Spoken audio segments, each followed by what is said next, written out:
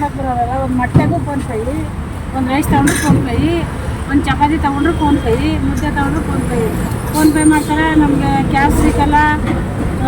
GST ಹಾಕ್ತೀನಿ, tax ಕಟ್ತೀನಿ, fine ಹಾಕ್ತೀನಿ, ಎಲ್ಲ ಇದು ಮಾಡ್ತೀನಿ ಅಂತಾರೆ. ಇಲ್ಲಿ ನೋಡಿದ್ರೆ ಎಲ್ಲ ಈ ಕನ್ನಡ ಮಣ್ಣನ್ನು ಮರಿಬೇಡ ಓ ಅಭಿಮಾನಿ, ಓ ಅಭಿಮಾನಿ.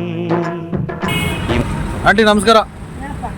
ಆಂಟಿ ನಿಮಗೆ ಊಟ ಮಾಡಕ್ಕೆ ಬರೋವಂಥವ್ರೆಲ್ಲ ಕ್ಯಾಶ್ ಕೊಡ್ತಾರಾ ಇಲ್ಲ ಫೋನ್ಪೇ ಮಾಡ್ತಾರಾ? ಆಂಟಿ ಫೋನ್ಪೇ ಮಾಡ್ತಾರೆ. ಊಟ ಮಾಡೋಕ್ಕೆ ಬರೋಲ್ಲ. ಒಂದು ಮೊಟ್ಟೆಗೂ ಫೋನ್ಪೇ, ಒಂದು ರೈಸ್ ತೊಗೊಂಡ್ರು ಫೋನ್ಪೇ, ಒಂದು ಚಪಾತಿ ತೊಗೊಂಡ್ರು ಫೋನ್ಪೇ, ಮುದ್ದೆ ತೊಗೊಂಡ್ರು ಫೋನ್ಪೇ ಮಾಡ್ತಾರೆ. ನಮಗೆ ಕ್ಯಾಶ್ ಸಿಕ್ಕಲ್ಲ. GST ಹಾಕ್ತೀನಿ, ಟ್ಯಾಕ್ಸ್ ಕಟ್ತೀನಿ, ಫೈನ್ ಹಾಕ್ತೀನಿ, ಎಲ್ಲ ಇದು ಮಾಡ್ತೀನಿ ಅಂತಾರೆ. ಇಲ್ಲಿ ನೋಡಿದ್ರೆ ಎಲ್ಲ ಯಾರು ಕ್ಯಾಶ್ ಕೊಡೋಲ್ಲ. ಫೋನ್ಪೇ ಮಾಡ್ತಾರೆ. ಅದು ಆಗೋದು 4-5 ಸಾವಿರ ರೂಪಾಯಿ ವ್ಯಾಪಾರದಲ್ಲಿ ಎಲ್ಲ ಬ್ಯಾಂಕ್ಗಳಿಗೆ ಒಂದು 2-3 ಸಾವಿರ ಹೋಯ್ತದೆ. 1,000 ಕೈ ಸಿಗ್ತದೆ. ನಾವು ಫೋನ್ಪೇ ತಿಂದರೆ ನಾವು ಬೇರೆ ಮಾಡ್ಬೋದು. ಅವರು ಇದೇ ಹೇಳ್ತಾರೆ. ಅದಕ್ಕಿಂತ ಕ್ಯಾಶ್ ಕೊಟ್ಟು ಊಟ ಮಾಡೋದೇ ಒಳ್ಳೆಯದು. ಫೋನ್ಪೇ ಎಲ್ಲ ಕಿತ್ತಾಕ್ಬೇಕು. ನಮಗೂ ಅದರಿಂದ ಏನು ಉಪಯೋಗ ಇಲ್ಲ. ಕ್ಯಾಶ್ ಎಲ್ಲ ಕೊಟ್ಟರೆ ನಮಗೂ ಕ್ಯಾಶ್ ಕಾಣ್ತದೆ. ಅಂಗಡಿಗಳು ಕೊಡೋಕ್ಕೂ ಸಂಬಳ ಕೊಡೋಕ್ಕೆ ಎಲ್ಲ ಸರಿ ಇರ್ತದೆ. ಅದರಿಂದ ಈ ಸರ್ಕಾರ ಆದಷ್ಟು ಬೇಗ ಈ ಫೋನ್ಪೇಗೆ ಕಿತ್ತಾಕ್ಬೇಕು, ತೆಗಿಬೇಕಿಲ್ಲ.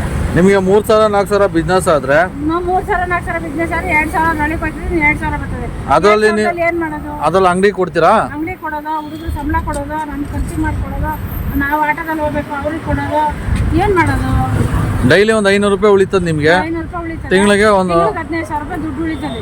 ನೀವು ಡೈಲಿ 4,000 ವ್ಯಾಪಾರ ಮಾಡೋದ್ರಿಂದ ತಿಂಗಳಿಗೆ 1,20,000 ಟ್ರಾನ್ಸಾಕ್ಷನ್ ಆಯಿತು. ನಿಮಗೆ ಸಿಗೋದೇ 1.5 ಲಕ್ಷ, ಒಂದು 15,000 ರೂಪಾಯಿ. 15,000 ಸಿಕ್ಕು ವ್ಯಾಪಾರ ಆಗಿಲ್ಲ ಅದು ಸಿಗಲ್ಲ. ಅದು ಕಷ್ಟನೇ. ಮತ್ತೆ ನಿಮ್ಗೆಲ್ಲ ಇದಾಗ್ತಾರೆ, ನೋಟಿಸ್ ಕಳಿಸ್ತಾರೆ. ನೋಟಿಸ್ ಏನಾದ್ರು ಸರ್ಕಾರಕ್ಕೆ ಬುದ್ಧಿ ಬೇಡವಾ? ಇವ್ರಿಗೆಲ್ಲ ಇಷ್ಟು ಕಳಿಸ್ಬೇಕು, ಸರ್ಕಾರದ ಹೊಟ್ಟೆ ಮೇಲೆ ಹೊಡಿಬೇಕು, ಬಡವ್ರ ಹೊಟ್ಟೆ ಮೇಲೆ ಹೊಡಿಬೇಕು. ಸರ್ಕಾರ ಜ್ಞಾನ ಬೇಡವಾ ಸರ್ಕಾರಕ್ಕೇನು ದುಡ್ಡು ಬೇಕು. ಯಾರೆಲ್ಲಾರು ಹೋಗ್ಲಿ ಇದನ್ನು ಆದಷ್ಟು ದಯವಿಟ್ಟು ತೆಗೆದಾಕಿ ಫೋನ್ಪೇ ಇದೆಲ್ಲ ತೆಗೀರಿ. ಕ್ಯಾಶ್ ಕೊಡೋಂಗೆ ಮಾಡಿ. ಅದಿದ್ರೆ ತಾನು ಅವ್ರು ಫೋನ್ಪೇ ಮಾಡ್ತೀನಿ ಅಂತ ಬರೋದು. ಅದಿಲ್ಲ ಅಂದರೆ ಕ್ಯಾಶ್ ಕೊಟ್ಟೆ ಬರ್ತಾರೆ. ಒಂದು ದಿವಸ ಬರ್ತಾರೆ, ಒಂದು ದಿವಸ ಉಣ್ತಾರೆ, ಇನ್ನೊಂದು ದಿವಸ ಕ್ಯಾಶ್ ತಗೋಣ ಅಂತ ಕ್ಯಾಶ್ ತಗೊಂಡು ಬರ್ತಾರೆ. ಇಷ್ಟೇಪ್ಪ. ಮೊದಲು ದಯವಿಟ್ಟು ತೆಗಿಬೇಕದನ್ನ. ನೀವು ಈ ಕಸ್ಟಮರ್ ಹತ್ರ ಕೇಳಲ್ವಾ? ನಾವು ಕೇಳ್ತೀವಿ, ಕ್ಯಾಶ್ ಕೊಡಿ ಅಂತ. ಕ್ಯಾಶ್ ಕೊಡಿ ಅಂತ ಕೇಳ್ತೀವಿ. ಫೋನ್ಪೇ ಅಂತಾರೆ. ಫೋನ್ಪೇ ಇಲ್ಲ ಅಂದಾಗ ಇನ್ನೇನು ಮಾಡೋದಪ್ಪ, ಆಯ್ತು ಮಾಡಕ್ಕ ಅಂತ ಹೇಳ್ಬಿಟ್ಟು ಮಾಡಿಸ್ಕೊತೀವಿ. ನಮಗೂ ಯಾಕೆ ಕಸ್ಟಮರ್ ಬೇಕು, ದುಡ್ಡು ಬೇಕು, ನಮಗೂ ವ್ಯಾಪಾರ ಆಗಬೇಕಲ್ಲ.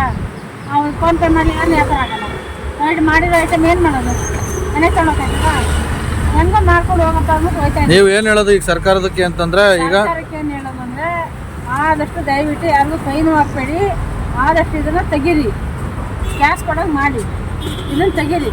ಇದನ್ನು ಆದಷ್ಟು ಬೇಗ ತೆಗೆದ್ರೆ ಎಲ್ಲ ಕ್ಯಾಶ್ ಹೊಂಚ್ಕೊಂಡು ಬರ್ತಾರೆ.